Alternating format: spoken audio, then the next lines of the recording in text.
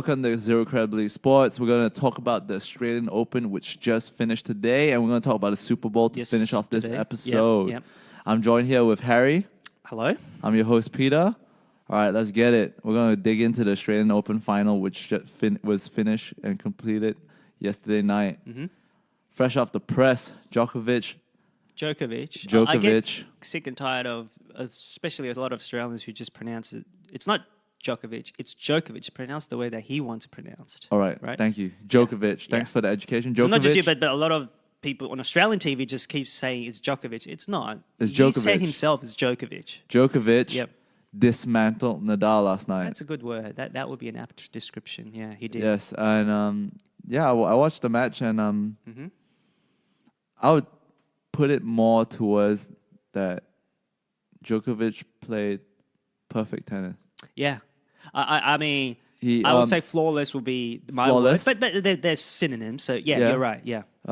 If you watch for those who watch the match, all his winners, like most of his winners were tough winners, were on the line. You know, they were just, you gave Nadal nothing to work on. And Nadal is a type of player. Nadal and Djokovic are similar in a sense where you have to throw the kitchen sink at them to get a winner because they will work their socks off to return everything. And Nadal couldn't get in control for most of the his own sets. He got broken twice for twice for the. He got broken 5 times. Five times. Sorry, but twice in I was trying to be smart, but okay, 5 times in total. Yeah. He didn't have a sniff on Djokovic. I think he had one break point. That's it. Yeah. And most of the chances, or he got close when he, got 30 on Djokovic's serve was because of unforced error, really. So yeah, you're right. It's his backhand, man. That backhand is lethal. Djokovic's backhand, yeah. Yeah. I watched a good video about it, and oh man, that's why we have to get this Instagram activity up so we could post these videos that we talk about. People can find it, but essentially, yeah. He has that flexibility where he can open up. It's a very unorthodox way. He can flick the wrist to go find the angle, but also he can do it with the ball on the rise, which is so hard to do. And he can hit the body when his body is squared facing the ball, which is hard to do. He can do it in any number of ways. Which means, he's got multiple. He's got shots he's got unconventional shots, which work really well. Absolutely, and it's the best shot, really. And his backhand is able to completely neutralize Nadal's forehand. And who would have thought that? And Nadal's forehand is one of, if not the best, it's his forehand kingmaker in tennis. Yeah. And it's posed problems many a time for Roger Federer with his single-handed backhand. So many other people with backhands, but not Djokovic. Djokovic is able to not just neutralize, but also completely suppress, really, sort of overwhelm Nadal's forehand. Did you find it odd that Nadal could hit his forehand topspin, yet Djokovic can still hit that down-the-line backhand, two-handed backhand? He's got every shot working last night, and for the last two, for the semi-final as well. Nadal didn't drop a set the whole way. Yeah, and that's part of. I was thinking why it is because Nadal didn't play nearly as well. Now Djokovic did not let him, which is true. Yeah, but I was looking very carefully at the first game when Djokovic chose to serve first, and that's a game where, when you are receiving, which Nadal was, just take a whack at it. If you lose the game, you lose the game. You're supposed to lose. But take a whack and just send a signal to the other. What do you mean you're supposed to lose? I think it was like... No, you're supposed to lose the first game. Like, in other words, when you're receiving, because you're not supposed to break, right? Yeah, so understand, yeah. When the game hasn't gone going, you can actually have a chance... Shock the system. Shock the system. But he chose not to do that. And that told me that it was less... ultimately, it was about Djokovic not letting Nadal getting in the game because of Djokovic's superior court positioning. That's one of the things I think gets lost, that he's stationed at or near the baseline or even inside of it, whereas Nadal is 5 feet and he has to run more. And he's able to, Djokovic, because he's more advanced on the court, he's able to take time off when Nadal returns, and he's able to cut off the angle, so he doesn't have to run nearly as much as when Nadal has to run. Yeah. So that is a big. And part the reason why you're able to do that is because he's able to hit the ball on the rise when the ball bounces just before you, just before at your feet. And Djokovic is so good at able to take the ball on the rise, take the ball early and on the rise. No, you know why Federer kept beating Nadal last year? Last few years, yeah. It's because he could do that. He could do that now. His backhand, yeah. His backhand, he went to a bigger. The only thing backhand, Federer lacks. He's able to hit the backhand on the rise. The only thing Federer lacks is legs to receive for his receiving sets, because he's still quite dominant on his serving sets, but he's not. He can't do anything for the receiving sets because he doesn't have the legs. No one is able to return as well as Djokovic. If you look at Nadal returning, he's sometimes able to chip it back, block it back. That's why Djokovic is able to flick it back, and it's right near the baseline. And that's why Djokovic is so good. He's the most complete player. Yeah. And to boot, he has a world-class backhand. Well, he has a world-class for almost everything. Yeah, forehand, you can say world-class forehand, pretty much everything, yeah. So he's the complete player. Now, I still will look at what Nadal didn't do, because he just seemed that he didn't have his game right from the first point. Before Djokovic even hit a point or hit a ground stroke. So part of it is, I would say, Nadal not having his game because Djokovic suffocated him. But I think I just look at the first game where... The first set. The first game, literally the first game, the first point where Djokovic served and Nadal was a weak return. And... No, this is the first set. The first set decimated Nadal's confidence. Not only that, I think it was the third set where... No, was it? Yeah, the third set when Nadal broke him. No, Nadal never broke. Nadal did not break Djokovic, I don't believe. Okay. I think it was the second set. The second set, it was 6-2, 6-4, 6-2. I think it was 3-2 and 3. Okay, whatever the case is. 6-3, 6-2, 6-3. Look, I understand that Djokovic totally annihilated Nadal because he did not let Nadal in the game because of stroke play and positioning. But Nadal came in having the best preparation perhaps ever on a hard court. He had improved 2 strokes with... the down-the-line forehand, he was hitting the ball really well, and he's also serving well. So I'm looking for him to have those strokes ready to go, right? And the only way I can see that he wasn't ready, not because of Djokovic. Now, maybe you can tell me that in the warm-up, Djokovic hit a ball, because Djokovic's ball was different to anyone else's ball. Yeah. When Djokovic hits the ball to you, he had so much work and so much depth to it that it might be hard that, you can succeed. Nadal could succeed against everyone else, but maybe not against Djokovic because of his ball. But he hasn't got a ball in the first game, so he never was ready to even pounce before a ball was hit. Now, unless you tell me that, hey, Nadal all of a sudden got a bit cagey or got a bit nervous because the ball he got in a warm-up was different, other than that, I can only attribute some of it, not all of it, to Nadal just not finding his game. Nothing to do with Djokovic in that component, but some of it is Nadal not having it. A lot of it is Djokovic not letting him be part of it. And the only way I can see that is in the first game when Djokovic did not hit a ground stroke. Yeah, the first serve, really, when Djokovic gave him, and he was just meek in his return. And also the fact that Nadal did not drop a set means that he never had adversity. And once adversity hit in the first set... You're sounding like a Nadal apologist. No, I'm not sounding like a Nadal apologist. That actually went against him. He lost 12 of his 13 points, and he got behind an 8 ball in the... He had no return winners, and he made a lot of unforced errors. Not many people had return. Well, Djokovic only had one either. So yeah, a lot of unforced errors. That's partially because he was trying to find a way. He was trying to paint the edges, but he had to find a winner, but he couldn't. I think he went for the fight or flight mode too early. If you watch the first set, he was going for...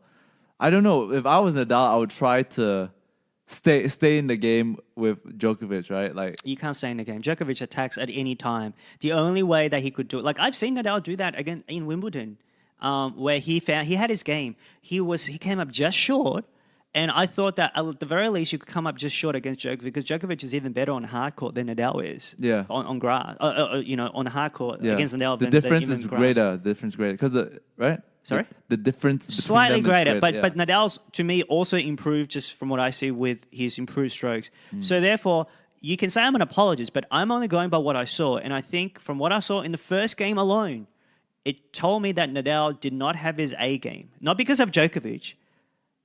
It was because of him. But also, obviously, Djokovic did not allow him to find his A game, even if he wanted to, right? Because sometimes Nadal doesn't... Let's just say Nadal, 64%. I don't think you can serving, go by necessarily win first serve, 51%. the stats.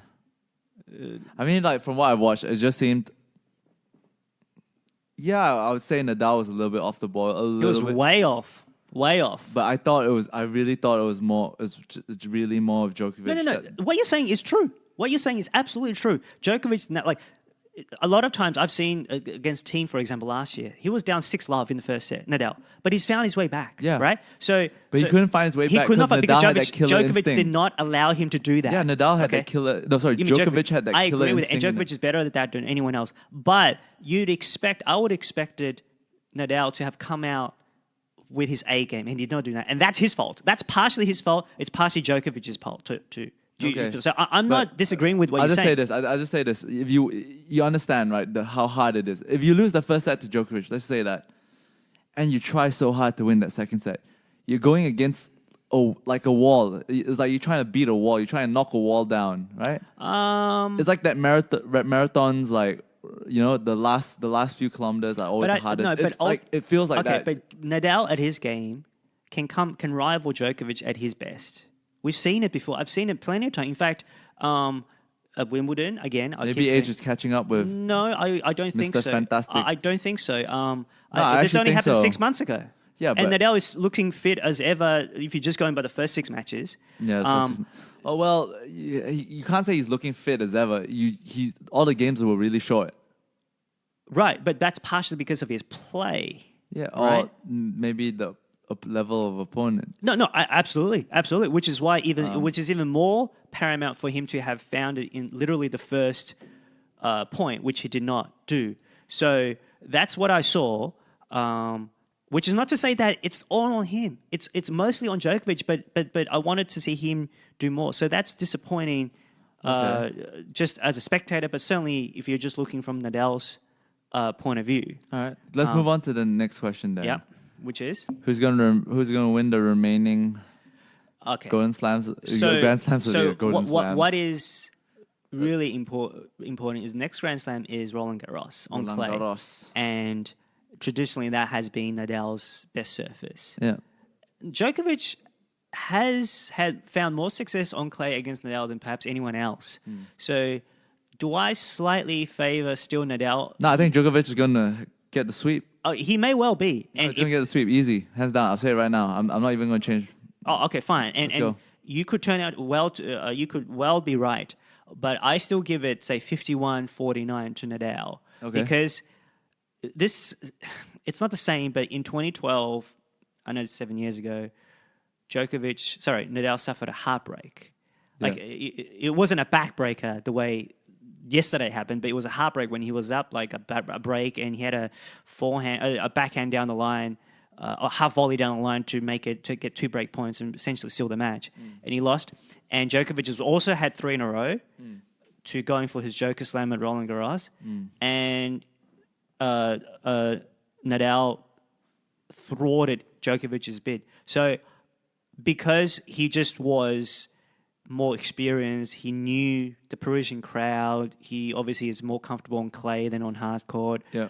And Djokovic made a game of it. Yeah. It just wasn't enough. So I still favor just by a smidge. Yeah. For Nadal. Just by an inch. But Djokovic certainly would not surprise me for him if he would have overtaken Nadal. The way I never thought that Federer had a chance against Nadal on clay, but I certainly think Djokovic has a big chance against Nadal on clay. He's already beaten Nadal on clay, but that was in 2015 when Nadal was really injured that year and a half.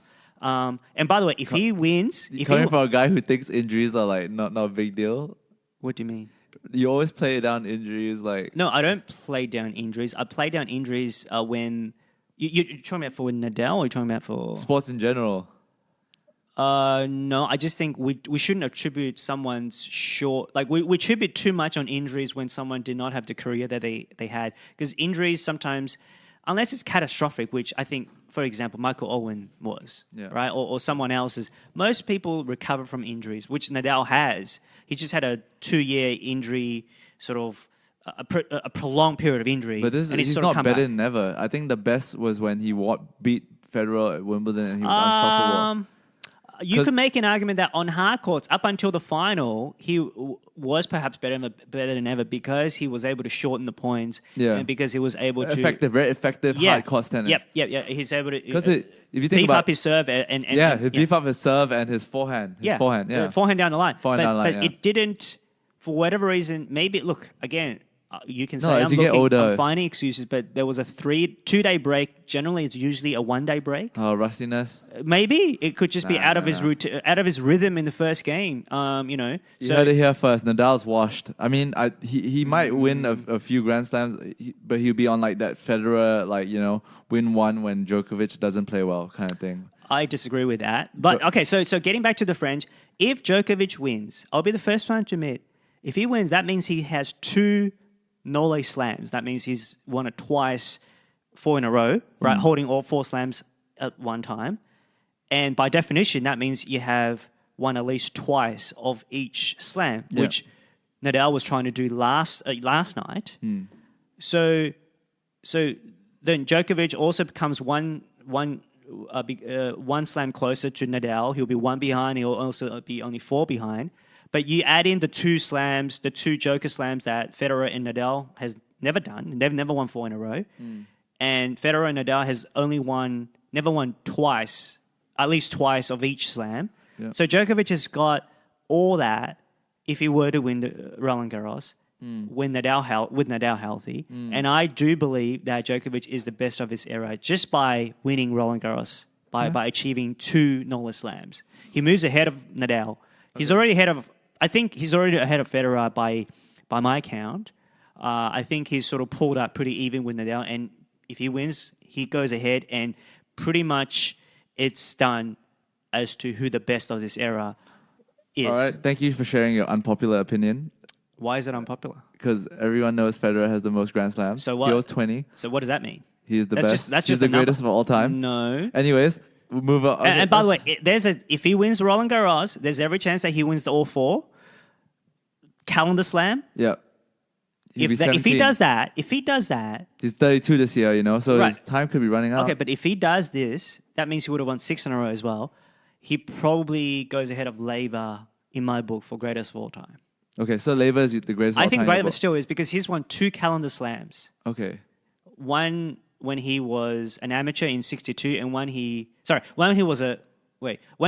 they were both amateurs, but he had to take time out because he turned pro to make money, and he couldn't play in the Grand Slams back then because it was only open to amateurs. Oh, really? And only in '68 when they said, because that's the word open, that's what it means. You're open to everyone.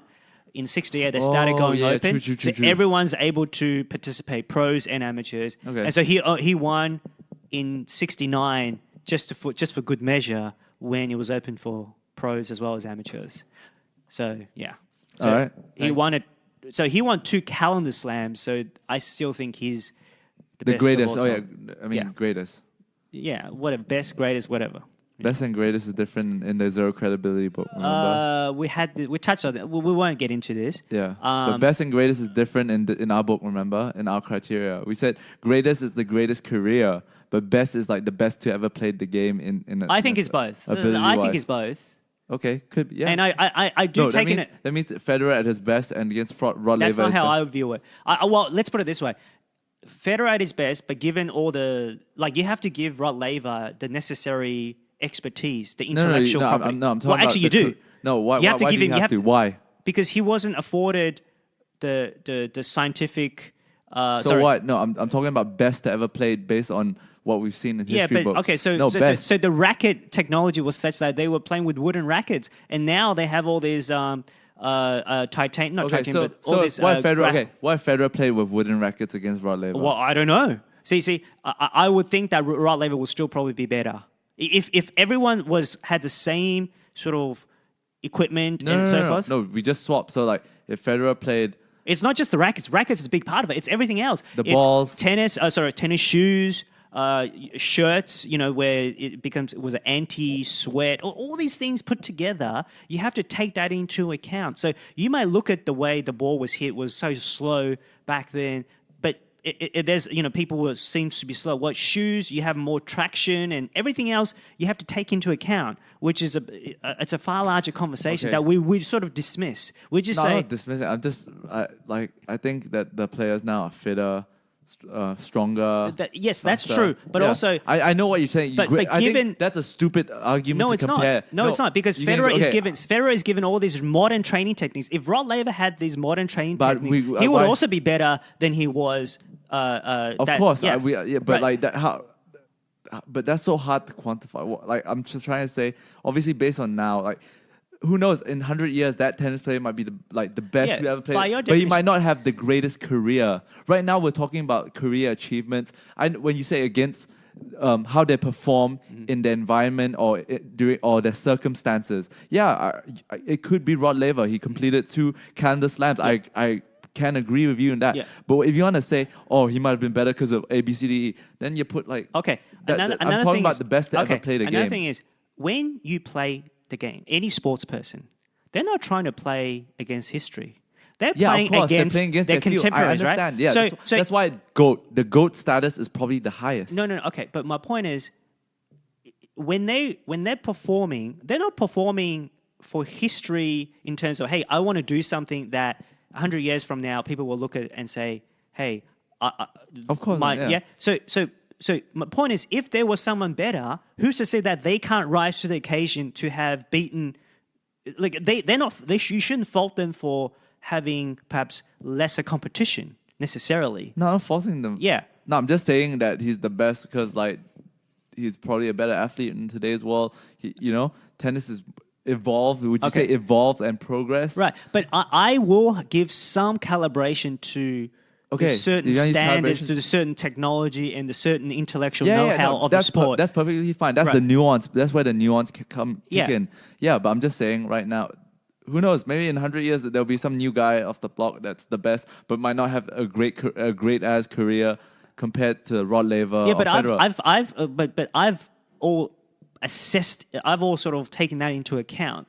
Take into account your peers, your competition, the technology, and everything else. Yeah, and also that's when you announce the greatest. They didn't have air travel either, so that's you have to take that into account as well. We can do that when we talk about the greatest of all time. Yeah, but then you could give your pick for greatest of all time. Then yeah, but if you want to just have a literal conversation by transporting that just doesn't work for me. There's just too many variables that we look over. That's why I just say the best to ever play. I think it's pretty clear cut that you could say the best to ever play the game right now is the players of today. They're fitter, faster, stronger. Like if you want to but you can't do that because then by definition, today's athlete is always going to be better than yesterday's athlete, right? Yeah, which is so. What's the point of having the conversation? Who's better? But the best so by definition, the best athlete is this generation's best. Right? The best in history is this generation's. So I don't want to have that conversation. It's almost a non-conversation. Well, no, but by you your say definition, the best within the field. Okay, never mind. Do you not agree with me? By your definition, because evolution, people get stronger and fitter, right? Just by sexual selection, right? Yeah. The best of this generation is always going to be better than in the best of history. But sometimes, but you could do it within an era, a realistic era, where they had similar rules and similar calibrations. Am I right? Well, how long's the era? I mean, that we can get into detail if we really want to, but I don't think we need to. I mean, one day we'll have the discussion and we'll set a realistic, objective kind of timeline. I'll just give you one. Let's finish up with this example. So we can objectively measure a swimmer or a runner, right? Let's just say with a runner, right? Yeah, because it's not in direct competition, right? So would you just say whoever has the best time is the best sprinter? Yeah. Would you go with that? I'll go with that, yeah. Okay, I disagree with that. Here's why. Because we don't take into account the best improvements in... Like, the improvement in time isn't necessarily just the human being.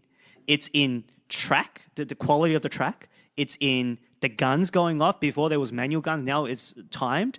It's in shoes. It's in athletic gear, which is obviously more streamlined for more aerodynamic. All that, I think I read somewhere where the improvement in time, 80% is attributable to the gear and stuff. the gears and all that. So that means 20%. Jesse Owens might still be the fastest man. We don't know that for a fact, but so I'm not going to go automatically. But you say 80%, you can just do the math, right? Well, okay, something like that.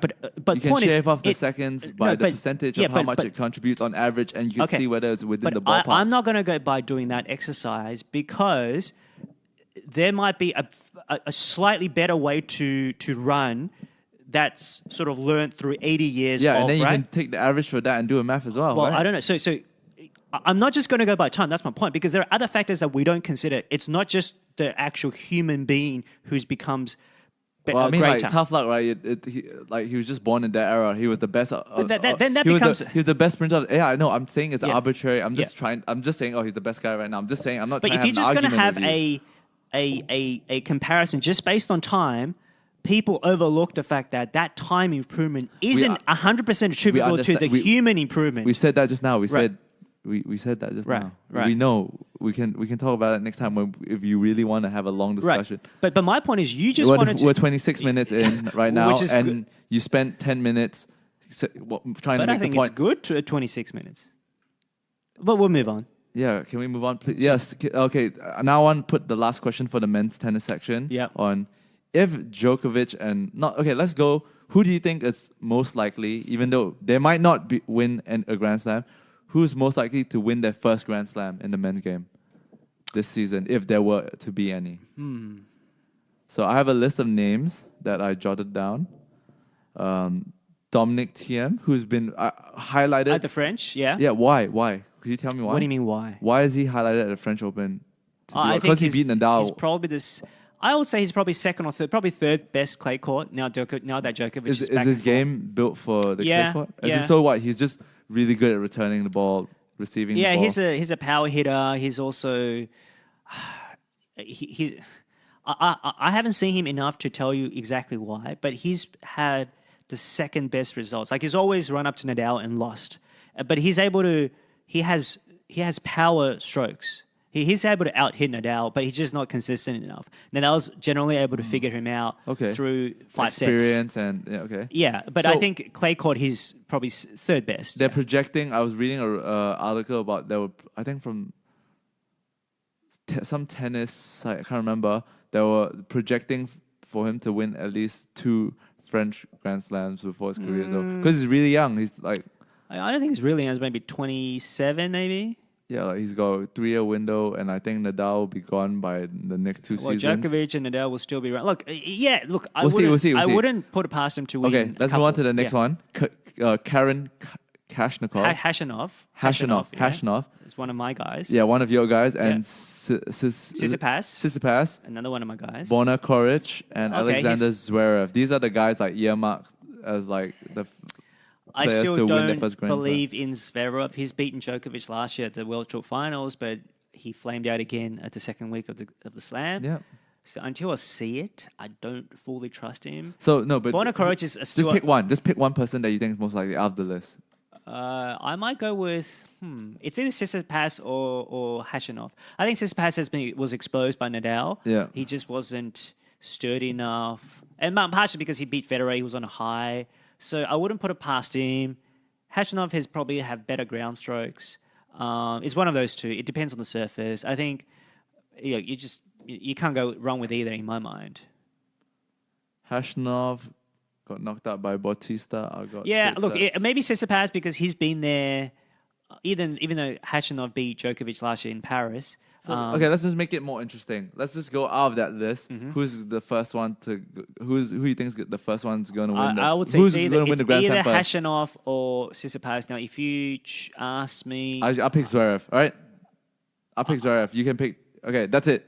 Yeah, either probably Tsitsipas because he's been there. He's been there. He's been to the business end now that he'll learn from it. All right, going into the future. Let's talk about Naomi Osaka, the women's champion, and potential second coming of Serena. No. Have you closed the loop on Nadal? See, I still believe that Is it over for Nadal? Okay. I don't believe so. Here's why. I think If you don't think so, yeah. answer this question. How many Grand Slams is he going to win this year? It could be This one. year? Yeah, it could be one. I think it's certainly possible to win one, maybe even two. And here's why. Pick a number and just pick a prediction. Okay. Well, I'll give you that at the end. I think I took it pretty hard because he was very disappointing the way I expected him to. But after sleeping on it, I'm a bit more optimistic for this reason. This is his first tournament back. Yeah, because he had that left knee thigh strain or knee strain. Right. Yeah, since September. So it's his first tournament back. You got to cut him some slack. And Nadal apologist moment? No. When Federer, when he started off that tournament, everyone was saying he looked really good, right? I think he came into like the final as a favorite, right? Surely. Maybe, but his way didn't lose a set. No. No, he ran into a bustle in Djokovic. Fine, but he also again, Djokovic has had adversity throughout this tournament. I think he only had the longest game was a 4-set game. Right, but he lost sets. He lost a couple sets. So he's had to sort of bounce back from that. Nadal has never done that. Now, if he had more match play, if he played in the Brisbane tournament or if he had played... No. If he had played in a warm-up tournament or even the Hopman Cup, for example... He might have won. He may have won, but he certainly would have had more experience. He probably would have been broken a couple of times where he's able to come back from that. So I think that I'm not saying he would have won if he had more, but I'm saying... You just said it. I just asked that so he would have won if he went to play... No. I thought you meant he would have won the tournament, the warm-up tournament. I'm not saying... he would definitely have won the warm-up tournament. Maybe so. I don't know. But he certainly would have had probably more experience and more adversity. And by the way, it's not easy. When Federer, so your boy Federer won after the Hopman Cup, right? But no, he won in 2017 after not playing for 6 months. But he still played the Hopman Cup a week before, and then he beat Nadal in the final. So he had a warm-up tournament under his belt, 3 matches under his belt. So maybe I was being too harsh in the immediate aftermath of the loss last night. But you can argue it a different way, right? It could be like if he played it and if he lost the same way, you could say, he burnt out. You mean played a warm-up tournament? Yeah. I actually think that would actually help him. Why? But what if its knee couldn't take it? No, but that's okay. I guess that you could run into a risk more for Nadal than anyone else. The doctors say it would have heightened his risk of injury. I know that, which is why I have to sort of... The conditions were perfect for Nadal because he played shorter games for his build-up with that knee issue, which happened 2 weeks ago. But it's not like he had a playing limit of 15 hours or whatever where his knee's going to go. Well, the doctor said if he played the thing, he would have doubled or tripled the chance of him. In Brisbane, yes, you're right. So which is why he didn't play, which is the right move because obviously he's still coming back from injury. So that's part of his own doing. But at the same time, some of it is attributable to not having match play, not playing any warm-up tournaments before. I think the best way of putting it is you're trying to say is we haven't seen Nadal's best yet. Because he's still warming up, right? Yes, that's part of it, but I don't want to make that as an excuse. No, it's not an Djokovic excuse. did not allow Nadal to play his best. No, you bring it up that he did. This is essentially his first tournament. Yes, it actually is. It is. It's not essentially. Yeah, no, it actually is. That's a key fact. He played 1 or 2 matches in Sydney, but they were just sort of exhibition matches. No, I think if I also know that's the case. Yeah. If you say it like that, I think that's a more legitimate reason. Well, you can say, that means he's out of proper professional competitive match practice games, and who knows? Maybe the next time they meet, Nadal will be, in a better state to take his new shots, new weapons, in a much better condition to play Djokovic. Yeah. Who knows? Those new shots would have put him over the line at Wimbledon last year. That's part, definitely. But I would say, would you not agree? Forget about just tennis, any sport. When you have more experience, when you have played more or fight more or fought more, you would experience adversity, right? Like- the more you play, the more adversity you may experience. And I think it's a right because it was mix. so smooth for him that he I- didn't experience the adversity. I don't know- So he didn't know how to sort of come back from that. I don't think this is the case for this match, So no. when any boxer gets punched for the first time, you don't know what it's like. If you were punched in the previous fight, you know how to sort of work your way back. And I think he got so punched Well, in the Nadal first... has been on the ATP tour longer than Djokovic has. Yeah, but not since his comeback. Yeah, okay. If you want to bring it like that, I that's where I'm like, Okay, you I'm just not holding that's your fine. hand anymore. Yeah. But I still feel this is not Nadal's best, but I still think Nadal's best wouldn't cut it against Djokovic. Not last night. My personal Not opinion. last night. I agree Not with last you. night. But Could have been a 4-set or 5-set. That's just. But if you are saying that we haven't seen the best of Nadal this season, I'll agree. Of course, this is his first tournament. Yes. I think that's a better like point So to make. I'm more optimistic. First of all, I'm more optimistic for him at Roland Garros and Wimbledon once he's able to, obviously when he, let's knock on wood, he doesn't get injured. No. He's able to build in more of these two shots that he's trying to work on. And let's see. In my opinion, I want Nadal to win Roland Garros. Because you don't want Djokovic to win, right? No, I actually like Nadal because I've been. Like you don't want Djokovic to win because it's a threat to Federer, no? I don't care. I think it's very likely that Djokovic is going to surpass him, irregardless if he doesn't win the next two Roland Garros, because he will win the rest. You're talking about surpass who, Nadal or Federer? Both.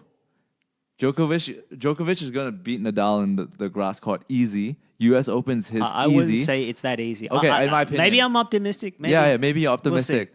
We'll But I think Nadal in the recent years, the stories have been, I makes him a very likable guy. Like you heard about his Mallorca academy, it was flooded. Mm-hmm. He went back, he didn't train. He said he spent time helping the community clean up the thing.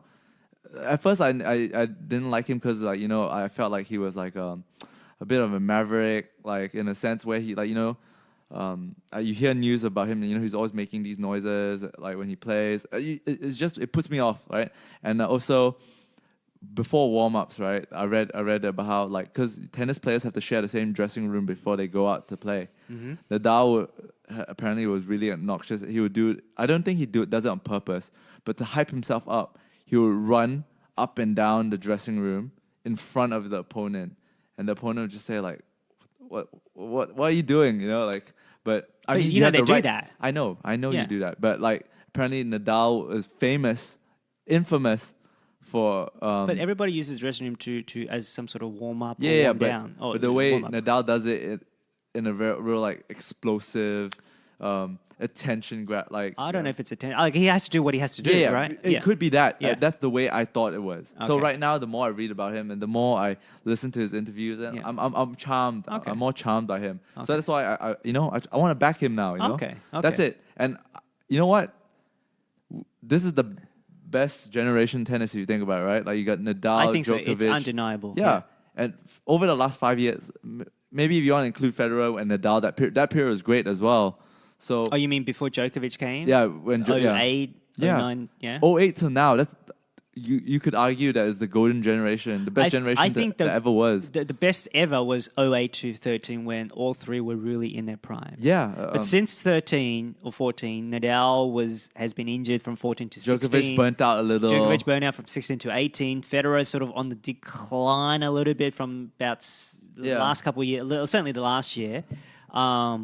But I think from 08 to 13 was when three guys were at sort of perhaps at or near their all-time best.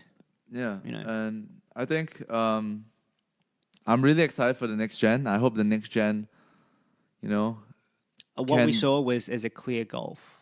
Yeah, Nadal took out three of the next gen easily without dropping a set. And even then, he wasn't even close to Djokovic. 6-2, 6-1. No, but yeah, okay, let's move on. So I think there's Djokovic, Nadal. I would say Federer is somewhere there. He's sort of where, because remember Tsitsipas took him out. Yeah.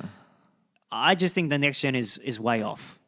You don't have to just deal with Djokovic. You have to deal with Nadal too, if he's in it too. Yeah. Because I remember when Djokovic was 21, Djokovic would make it to the fifth set at least. He would drown in the fifth set because he didn't have the legs for it. Yeah. But he would make the fifth set, you know what I mean? Yeah. I think the golf is even greater. It's certainly much greater now than it was before. But although back then there was no sort of pace setter, right? Hewitt and Roddick, they weren't nearly. I mean, it was of their own generation, right? Yeah, I mean, Federer just engulfed the whole field, when he broke through. Anyways, let's move on to Osaka. Okay, let's do that. Yeah. Second coming of Serena. I wouldn't go that far. I think she's certainly. But I think she's going to be real dominant in the game. Looking at her based off her character and based off her technical skills. You think so? And athletic ability. She's not just strong, She can hit the ball well. Clean shots. I think you're a bit more optimistic than I certainly think she's the best. I think, is there maybe 8 slams in her? I don't think she'll approach Serena. I think Serena's a once in a...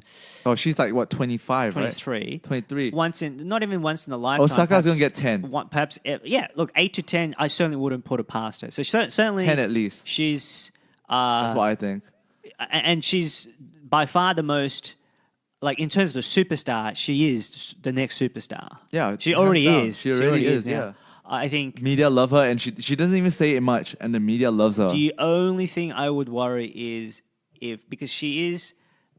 Look, I don't know much about her. All I know is that she is biracial. Oh, yeah, there's a bit of a thing about that. She's very shy because I think she doesn't quite know who she is in terms of identity, right? Which is understandable, right? I don't know. I don't want to go so far into that. I don't know. But I just know she represented Japan. She decided to represent Japan instead of Haiti. Yeah, which is fine because obviously her mother is Japanese and her father is Haitian, right? Yeah. But just from maybe we're on a psychiatrist chair or armchair psychology we're playing, or I'm playing. I get this, like, she's painfully shy.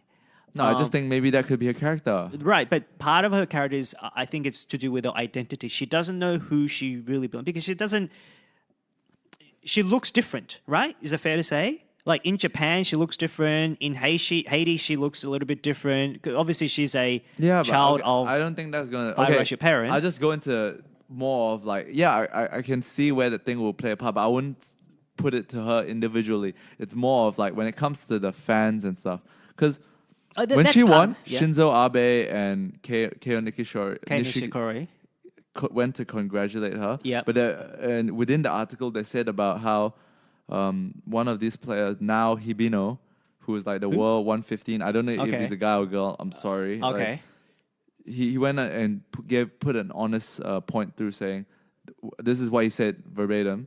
To be honest, we feel a bit of distance from her because she is so physically different. She grew up in a different place and doesn't speak as much Japanese. Yeah. Yeah. It's not like Keiyo, who is a pure Japanese player. Right. So there's already a bit of a gap, right? Like, she claims she plays from Japan, but like if you think about it, if you didn't know she plays tennis, would you say she's from Japan? No. But I don't think that matters in... I don't know, but like, yeah. But I'm just saying for her, because she doesn't know who she is. I mean, we all sort of...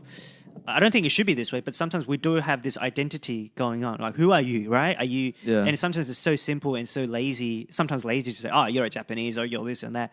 And... So she grew up in because she's a professional tennis player. She's sort of in a fishbowl all the time, where she's practicing, and she doesn't have time to sort of find her own space. So that we'll see. I don't know. So that along with the sort of biracialness and her personality, from what I see, it means that she can be. Now she certainly has overcome it so far, but will her sort of ubiquity and will her celebrity superstar status weigh her down? I don't know. I hope not. I'm rooting. She'll be fine. I think she comes across as a girl who just really loves the tennis, and we'll see. But there are responsibilities now that she is. Of course, I understand. She's going to be carrying the sort of Serena's going to pass the torch onto her, and she's going to be it. Whereas she's going to have all these ads and stuff. Yeah, I understand. So, we'll see. Yeah. I'm confident. I'm confident. We all hope, right? Yeah. But she certainly has the game. Yeah. She certainly has the game too. She has the down the line strokes are the most difficult shots in tennis. And she's 21. She's and she really hits them with good such forehand. Backhand is also pretty good, but her forehand down the line is so good. And her serve. First serve is really good. Second serve, she needs to work on. But Yeah, she's 21. Yeah. Like, Right. and all right, let's move on to the NFL. The Super Bowl is coming up. Okay, this is the second I part. mean, before we move to the Super Bowl, you want to talk about the daylight robbery that happened at the Dome, at the Mercedes Dome? Yeah, I mean, and it down you for should us. feel perhaps more, I mean, just as badly because your man, Drew Brees, was robbed of a chance to go to the Super Bowl. Yeah, my man. Yeah, and I mean, do we want to go with the play, or do you want Yeah, some let's go details? with the play real quick and just tell us why they were robbed. Give us the So it was a statistics third and and 10 play with about 1:49 left, and Drew Brees threw a pass down the right sideline, and there was a clear and blatant foul, if not two, where it was a pass interference as well as a helmet to helmet, and it just wasn't called. If it was called, then it would have been automatic first down. There was about 1:45 left. So you have 3 downs. The Rams had a timeout, so you could stop the clock only once. So if you just run or kneel on 3 plays, you have about 20 seconds left to have a winning field goal. Yeah. And because it's that close to the goal line, it's like a chip shot where you know it's about like a 98% chance of winning, given that they only had about 15 seconds left with no timeouts. So I think the threshold is such that, hey, more likely than not, right? Like it's highly probable that the Saints would have won if the correct call, and it was a blatant call. It wasn't like a 60-40, 70-30. It was a 100-0 call. The referees just missed it, all 6 of them. So to me, I can take liberty in saying that, hey, this didn't happen with 6 minutes to go, where we don't know what would have happened, right? This happened with about 1:45, and they could milk the clock down to about 20 seconds. Right at the end, it was a highly leveraged moment, and I'm willing to believe that the Saints would have won the game. But in actual fact, the call wasn't made. The Rams went on to win the game in overtime, and to me, it's a fraudulent result. It is. Yeah, Michael Thomas sent a tweet at the the president of the NFL. It might have been. Yeah, and he asked them for the commissioner, right? the commissioner. Sorry, Yeah. the commissioner, and I think he went and Googled the rule book and saying that he had the power to He did. rule. He did. To change the decision. He did. Now, I'm not there. I don't know all the implications because I'm sure he's getting told all these things. Because once you open this up, then everything else is on the table in the future, right? If the commissioner, because it's in his power to do that. To if there was an extraordinary circumstance, and I think this qualifies as an extraordinary circumstance, you can sort of come back and replay from that point onwards, or you can come back and nullify the result or whatever. But if the commission rules that to be the case, then what's to say that someone else comes along with maybe 2 minutes left with an egregious call that they don't want this to be replayed from that point? So I understand, like, it's not a clear-cut call, but I probably would have done something like that because ultimately you want the right team. Especially in the NFL. It changes It's a your life. It doesn't change your career. It changes your life. Absolutely. Well, in any sort of sports, professional sports, right? It's not just money. It's your fame. It's your legacy. And ultimately, you want and I mean integrity, not to mean that there was some sort of foul play, but integrity in terms of you want the right calls to be made. You want... Especially when you have all those replays as well. And the technology is there to do it in a very, very quick manner. Yeah. So now the rule wasn't open. Fine, that's one thing. But I'm sort of sick to my stomach, not because of Drew Brees, but because it's just the wrong result. Just a little. Well, I mean that certainly adds You feel to it. bad for the man. But if it wasn't Drew, if it was someone who I hated, right, who I despised, I still would have. Yeah, you felt like It got robbed because it was just that's the proper adjudication wasn't delivered. Yeah. So I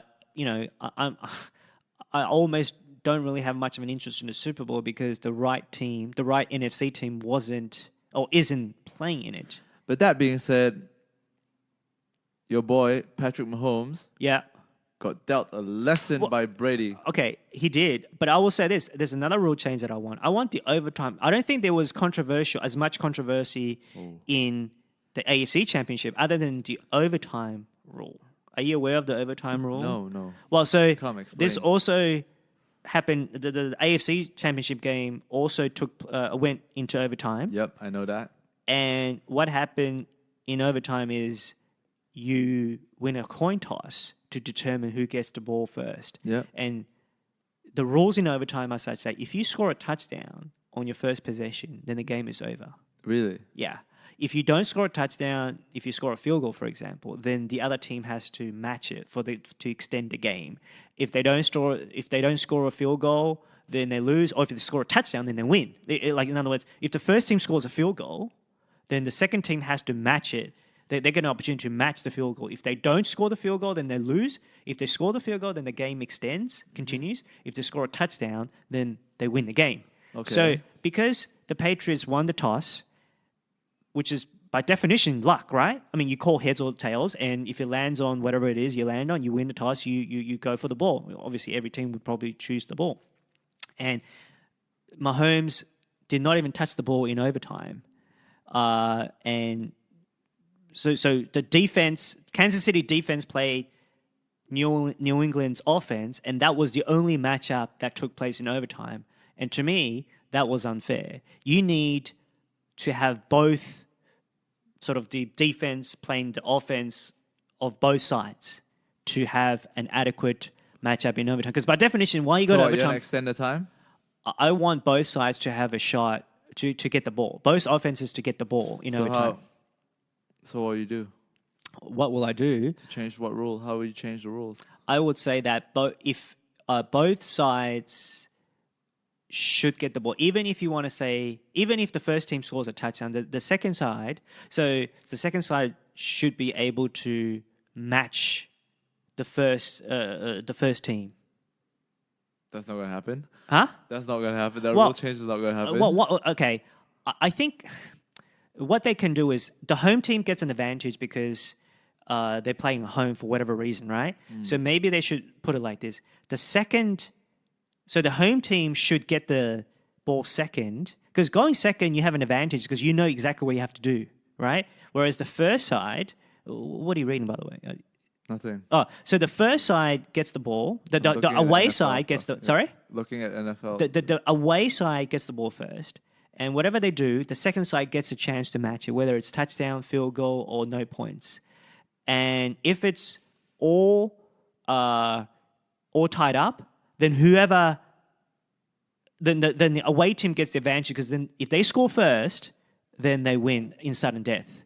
So in other words, when you first get the ball, in the first possession of overtime respectively, the home side gets the advantage, because then generally what happens is you punt on the fourth down. Okay? Yeah, I think we understand that. Okay, that, yeah. but if you are the second side, you know exactly what you have to do. So you get a fourth down to be able to extend the game if the first side gets a touchdown. So you get an advantage. It's almost like last at bats in baseball, where the home side bats second. So in this case, the second side, the home side gets the ball second. But if you match it, if you only match it and don't win it, then the away side shootout, you get a chance. Not the sudden death bit, but the start. Yeah, there's a bit of nuance there, which I think I'm probably boring the audience. But essentially, there are ways to fix this. But I think the NFL is very conservative. Yeah. They don't want a lot of rule change, just like they don't want instant replay on pass interference the way that that's so stupid. It is so stupid. Okay, I think that's a rule change that is more achievable than the one you're talking about now. Maybe so. But yeah, I mean, I think that's what makes the Super Bowl great. And how does it make it great? I mean, like, the Pats are in the finals again. Well, yeah. No. Look, look, they're great. Let's just move on to this bit, man. Who's gonna win, Patriots or the Rams? Look, I really don't care. I really don't. I'm just... Yeah, you don't care, but I want to tap into your knowledge, man. Come on, give me some of your knowledge and tell me who's gonna win. You're the most experienced it's hard NFL to go expert on this. The Patriots. Zero Cred podcast. It's hard to go past the Patriots because Bill Belichick. See what you a think lot Brady's of coaches. Gonna win his sixth ring? You know what a lot of coaches do when they look back at a film, at a previous, to prepare, right, for a previous matchup, if they played against that team, what they'll do is they'll try to improve on what they didn't do well. And that's it. But you know what Patriots do? They look at what the other team might do, and they prepare for that. They look at other teams may want to. They look at come up with Plan B, Plan C, Plan B, Plan D. Because so often, if you're prepared for all these scenarios, then if you've practiced, if you do like.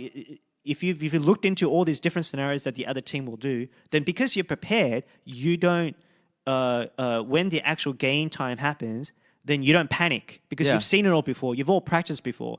Whereas I get the sense that a lot of other coaches, they're just trying to improve upon what they should have done without realizing that the other coach will also improve upon, will also come up with contingency plans for you to improve upon but your all plan. the other teams, like, seeing the Pats have been so successful doing it, why don't they do that as well?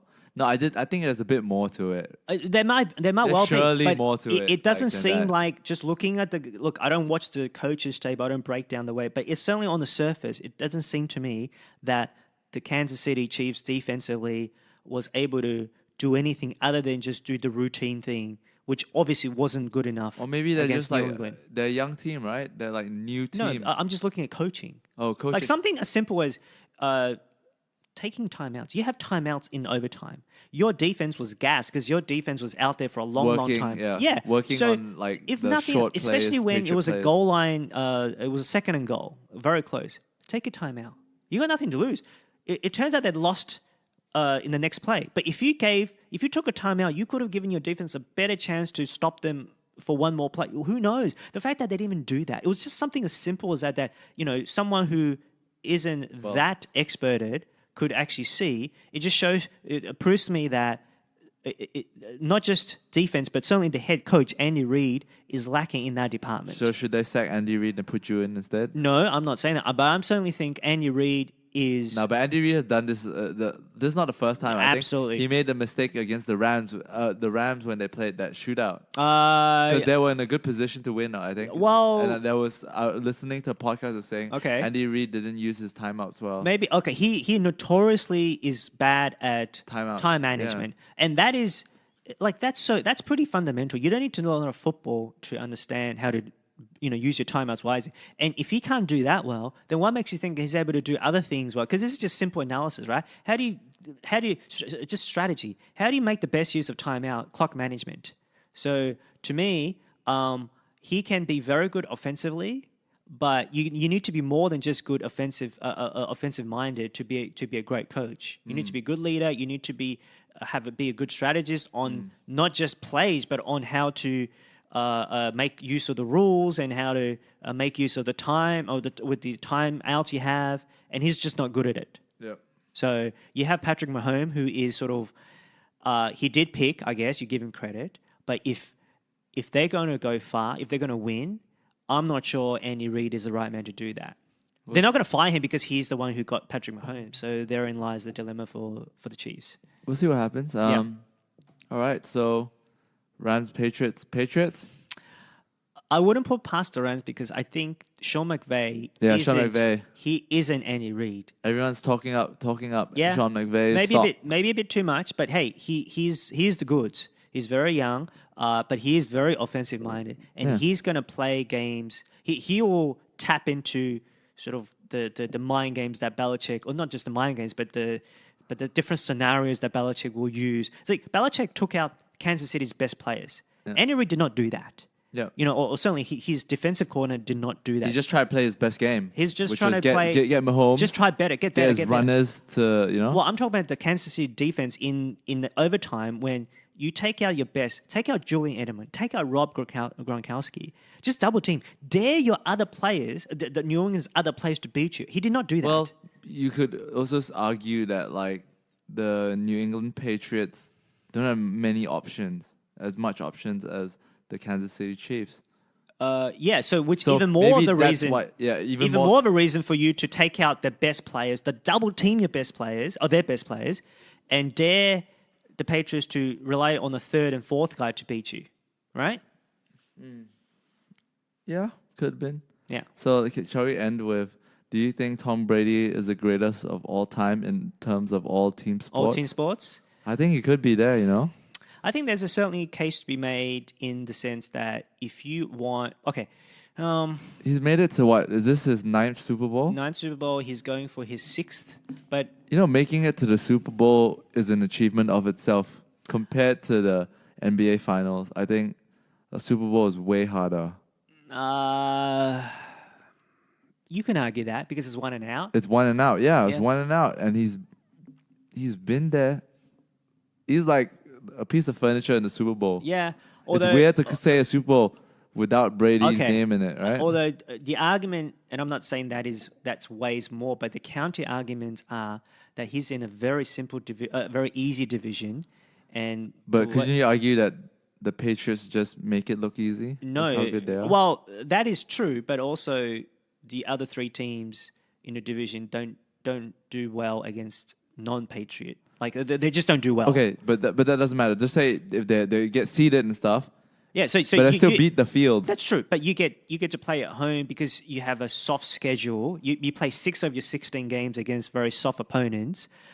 So it certainly is a leg up, but certainly you can't just totally rely on that, right? You still have to be very good. Like, in other words, they beat the Kansas City Chiefs on the twice. road. In this case, on the road, that's true. But a lot of other cases, you essentially go 5-1. You get a head start with 5-1 because of your soft division. So the other 10 games, all you need is 7 out of 10. You get 12 wins, and you get a home field advantage through. I didn't even think about that. I just know from so far what I've been studying about the New England Patriots. Yeah.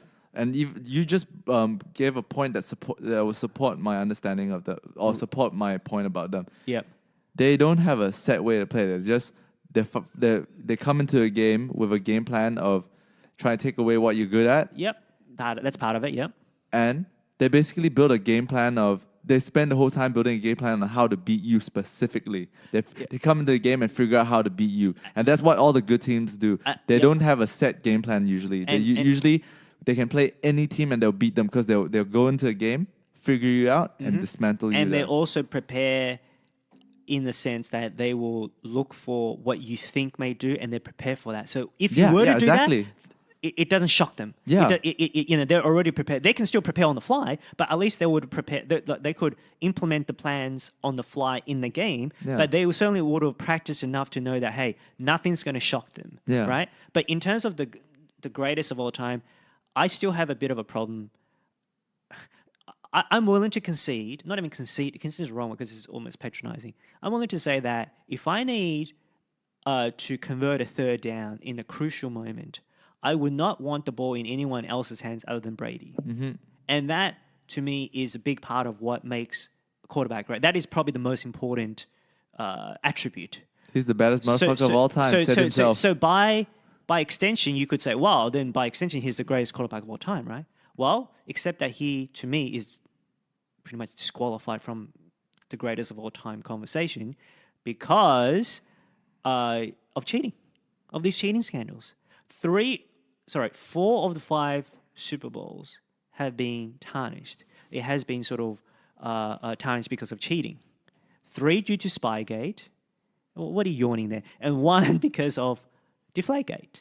So you could say they would have won it anyway, but if the advantages from cheating accrued, if it did not give him any advantage, then why go through with the cheating? Right? I don't know, man. Well, I do know. It's because it accrued him some advantage. Now, they happen to be great anyway, but if whatever advantage you could, even if you don't use the advantages to your benefit to win a game, the fact that you cheated sort of should disqualify you, right? Shouldn't it?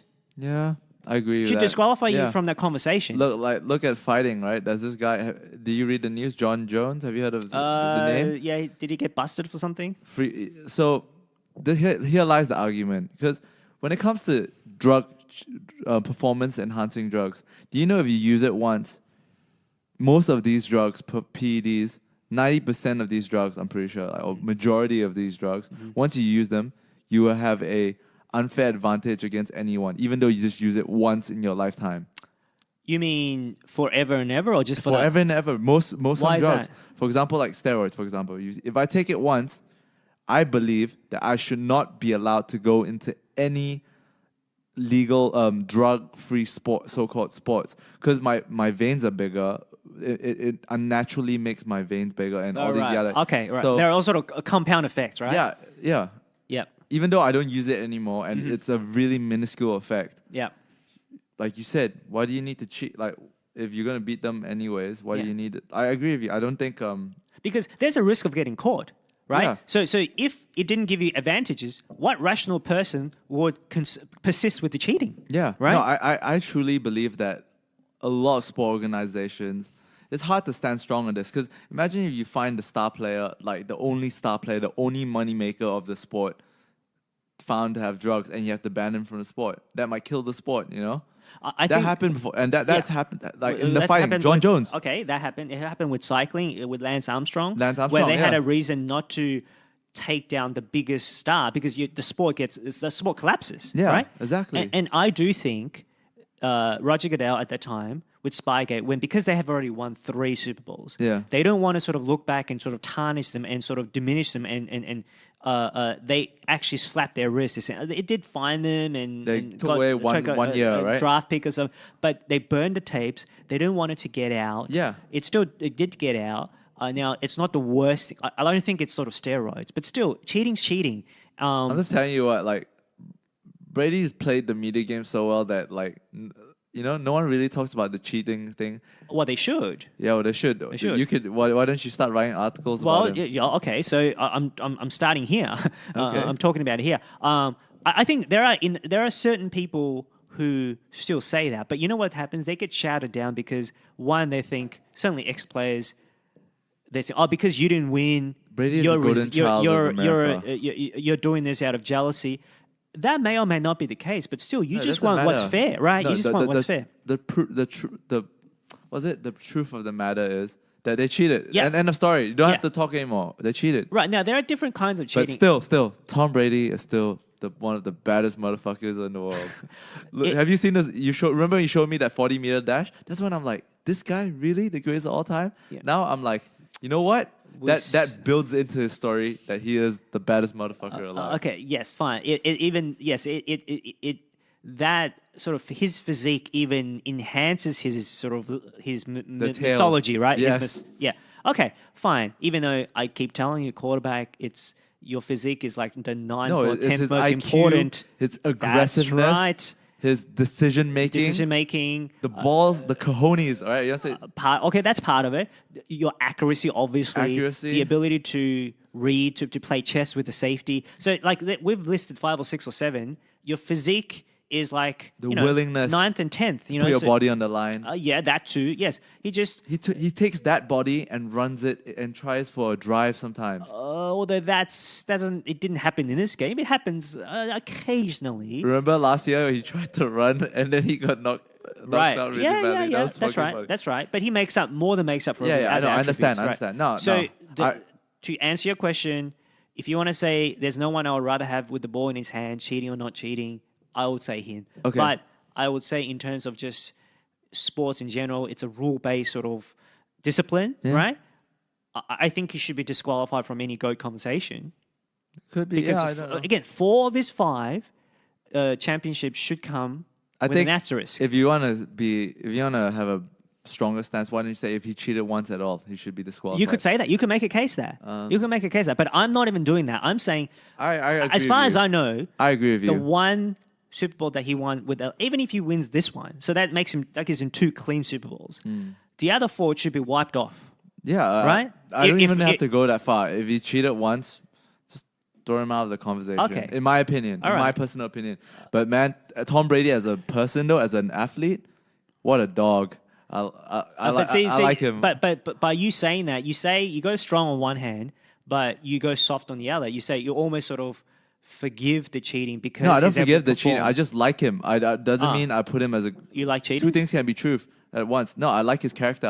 Okay. I like the way he like he was his team was put as an underdog. Yep. And I don't really like the pettiness of it, but the way he did it was so funny. Was when they won at the end. Do you watch the video of him smiling? Maybe, yeah, perhaps. I'll play it right now. Okay, but who's to say that this match was was won cleanly. I'm Oh only my sort God. of half Okay, kidding. I mean, if you wanna, you see the epic. It was all over the Okay, news. but the Patriots. There's all this. Yeah. Okay. Right. And he puts W, right? Okay. There's all this. Like. Tom Brady. Going nowhere. He ain't. People will say it's a conspiracy to take down the Patriots because they're so good. But why is it that other dynasties don't have any of these allegations, right? Or proven or otherwise? The Warriors or... No, I already told you the answer. Yeah. Brady is America's golden child. Well, remember, the Bulls, there was no allegation against cheating. Yeah, but right? it's Against different. Jordan or... Brady is the golden child of America. What, just because... Well, shouldn't there be more of a protection? But yet, there's all these allegations of cheating against other dynasties, the Cowboys dynasties. No, that's why no one talks about it too much because they accept it because it's Brady. If it's someone else, I bet you they're tearing him down so like you're crazy. talking about that they're dismissing. I'm saying that You're running out of time. I'm saying that a lot of the Patriots fans will say that this is a conspiracy to take them down. It's already proven. It's already proven. Well, they'll dismiss all the allegations because it's not. There's no like concrete truth. There's no concrete truth. There's some sort of half truth here or there, but no, I don't agree with that. So I mean, I think we'll leave it as that then. I guess Tom Brady is not the greatest of all time in both of our opinions of all team sports. well, why is it for you? I already said it because he cheated. Oh, so you're on with me on this? Yes. I just think he's disqualified from this. Yeah, from this conversation. Yeah, but that doesn't mean he's not a fun athlete to follow because he's a bad man. I think he is great. There's no higher compliment for he is great. I don't know. He is so good to watch. Yeah. And I love the way he carries himself sometimes. It's just so funny. Yeah, I don't really care. I care about the on-field stuff. I yeah, think you care more about on-field. You care more about the off-field. No, I'm talking about the on-field trash talk. Like there was I was watching a video of him. Well, I can't remember. How many points do you some get player from trash talking? No, I'm telling you, like you didn't even let me finish. I'm talking about like there was one time I think a player was before the match started. They were saying, "Oh, Brady isn't that great. He's it's Bill Belichick." Mm-hmm. And then I think the first play, Tom Brady drilled a touchdown, and he went up to the player's face and started mouthing off at him, and the player was shut the hell up the whole game. Yep. And it was just great. I was like, wow. Yeah. I like this guy. Okay. You just want to. It's like I want to be like you. I want to be like you in that moment. Yeah. Yeah, that's good. Like, what an alpha, Like, what a leader. I think what so. a winner, I think, well, it would be different if he only won once. If he had only won once. Yeah, still what? Drew Brees won once. Okay, but he wouldn't be anywhere near that sort of mythical status that he has now than if he only won once, right? I mean, I'm not arguing that fact. I'm just trying to say, for a man with that type of 40-yard dash, with that type of body, Drew Brees isn't the most athletic true. quarterback either. But I'm pretty sure he had a better 40-yard dash than I don't know. than Tom Brady. Eli Manning isn't. Peyton Manning. Actually, most of the white quarterbacks just don't have a good. Many, yeah, you're right. Many, So there was actually a very good photo about after this Pro Bowl that they had. They took a photo. There was a photo of Mahomes, Trubisky, and Deshaun Watson. Yep. And they were saying, because apparently, based on my research, apparently, this draft class was dubbed as a draft class with no real good quarterbacks, and all three of them have. So that was I think that was last year. Yeah, right? last year. Last year was much better than this year. Well, actually, this year Baker Mayfield's turning out to be pretty good quarterback. Yeah, but last year during the draft process, no one was high on anyone. They were saying that there were no real good quarterbacks in general. Which one? The one with Mahomes? Mahomes, yeah, because Mahomes didn't. Trubisky and. Well, I think Deshaun Watson was certainly they didn't have super high stock. Yeah, I think so. I think he went 7th, I want to say. Yeah. Let's leave it as so yeah, I guess we think let's recap. We think Djokovic is going to have a hell of a season. Djokovic. Whoa. I'm Djokovic. not necessarily Djokovic. I'm not necessarily saying and Nadal. Okay. Djokovic and Nadal. I think he has almost a 50-50 chance of winning Roland Garros, and that's saying a lot. I'm talking about the whole season. Djokovic and Nadal are gonna run. Well, the fact that he's already one slam ahead, and the fact that only one slam is played on clay, so yes, he would. He's favourite in 3. He's also a co-favorite in the 4th. So yes, so definitely. Yeah, that's what I mean. Yeah.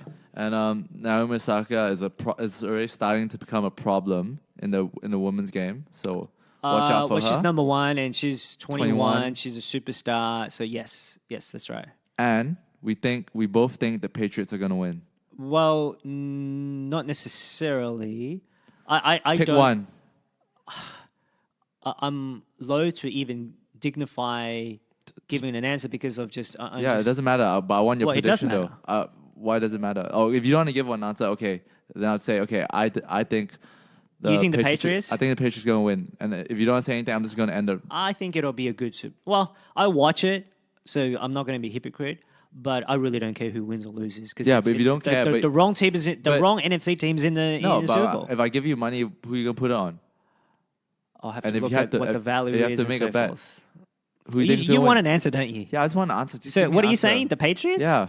Just for the sake of the show, just to balance it up, I'll go the Rams. Okay, fair enough. That's fine. And Yeah. and we both agreed that Tom Brady is a cheater, so he doesn't deserve to be the greatest of all time. And Belichick too. In all team sports. And Even though Belichick I like as well. Belichick a bit more than Brady, so maybe I'm. But Brady, we all are both in agreement that Brady's a bad man. He's a dog. I think you care about it a bit more than I do, but I don't disagree. So yeah. See, it sounds better sometimes. All right, thanks guys for listening. Goodbye. Bye bye.